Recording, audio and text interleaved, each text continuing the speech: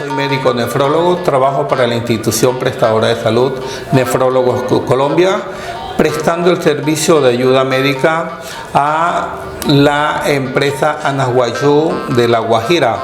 Hoy hemos compartido con Ishon, el cardenal de la salud, prestándole indicaciones a nuestros queridos pacientes de cómo se debe hacer un programa de prevención en la enfermedad renal.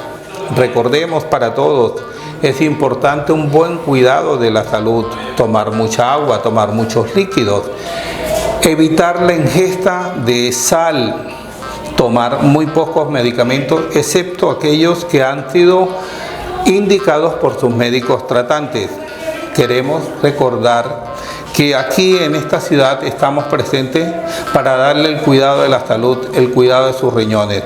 Gracias por dejarnos estar en sus hogares, por dejarnos estar al cuidado de su salud, por todo aquello que nos presta.